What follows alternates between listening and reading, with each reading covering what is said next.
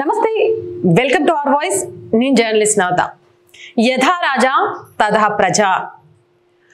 రాజుగా ఉంటూ పరిపాలనను కానీ, సంస్కృతిని కానీ, సాంప్రదాయాన్ని కానీ, సంస్కారాన్ని కానీ ఎంత బాగా కాపాడగలిగితే ప్రజలలో కూడా దాని భావజాలం పెరగడమే కాదు, ఆ రాజు ఏ రాజ్యానికి వెళ్ళినా సరే అదే సంస్కారం, సంస్కృతి ప్రతిబింబిస్తూ ఉండే విధంగా స్వాగతాలు లభిస్తాయి అని గతంలో మనం చరిత్రలో చదువుకుంటూ వచ్చాం. కానీ ఈరోజు సింగపూర్లో ప్రధాని నరేంద్ర మోదీకి లభించిన ఘన స్వాగతం కానీ, అక్కడ డోలు వాయించిన ప్రధానికి సంబంధించిన వీడియో కానీ సోషల్ మీడియాలో హల్చల్ చేయడమే కాదు, ఇది కదా మన సంస్కృతి, ఈయన కదా మన సంస్కృతిని ప్రపంచానికి సరికొత్తగా పరిచయం చేస్తుంది అంటూ జనం నీరాజనం పలుకుతున్నారు ప్రధాని నరేంద్ర మోదీకి.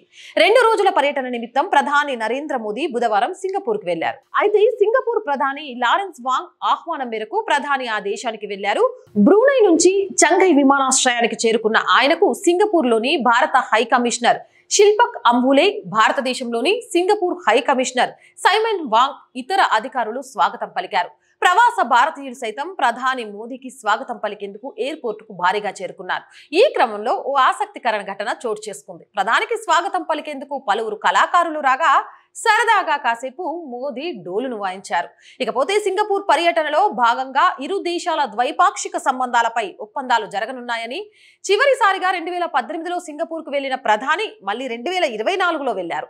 ప్రధాని మోదీతో పాటు విదేశాంగ మంత్రి జయశంకర్, జాతీయ భద్రతా సలహాదారు అజిత్ దోవెల్తో పాటు ఇతర ప్రభుత్వ అధికారులు ఉన్నారు. ఏదేమైనా అలాంటి వీడియో చూడాల్సిందే మీ అందరి కోసం. ఇది నరేంద్ర మోదీకి సంబంధించిన అకౌంట్, ఎక్స్ అకౌంట్, దాంట్లో నుంచి ప్లే చేస్తున్నాం.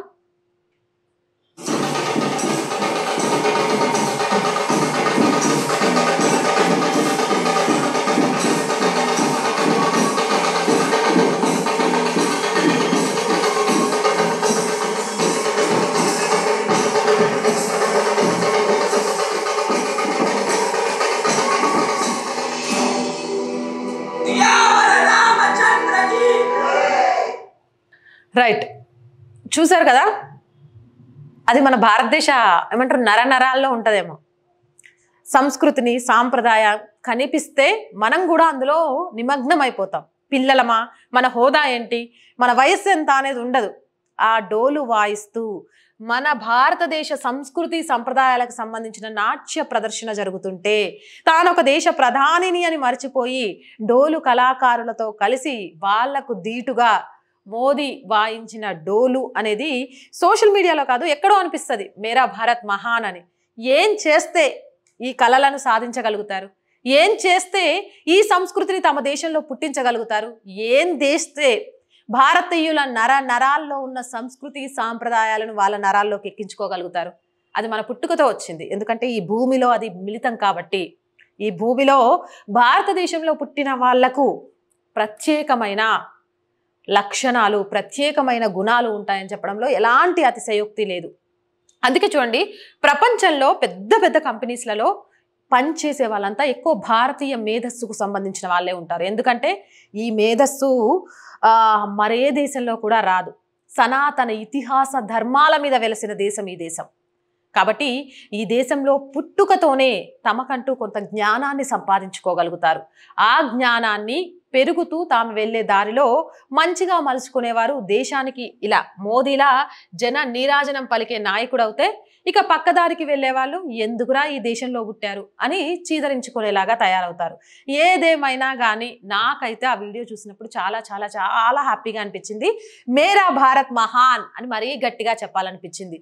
సింగపూర్లో భారత ప్రధాని వస్తున్నారు అంటే అక్కడ అన్ని వర్గాలు భారతదేశ సంస్కృతి సాంప్రదాయాలను మేము చూయించాలి అని అక్కడ అమ్మాయిలు నేర్చుకొని, ఇంకొక గొప్ప విషయం ఏంటంటే మన దగ్గర జై శ్రీరామ్ అని మేము ఎందుకు చెప్తాం అని రాజకీయ నాయకులు ఓటు బ్యాంకు రాజకీయాల కోసం ఒక వర్గానికి కొమ్ము కాస్తుంటే సింగపూర్లో జై శ్రీరామ్ అనే నినాదాలు చేస్తుంటే చూసే వాళ్ళకి ఒళ్ళు గగూరు పుట్టింది. ఏమంటారు? ఇంత గొప్ప సంస్కృతిని మనందరం కాపాడుకోవాల్సిన బాధ్యత ఉందంటారా లేదంటారా? ప్రధాని మోదీకి మించిన నాయకుడిని మీరు చూసారంటారా? కామెంట్ సెక్షన్లో పెట్టేయండి. మోర్ వీడియోస్ కోసం మన ఛానల్ వెంటనే సబ్స్క్రైబ్ చేయండి. నచ్చిందా?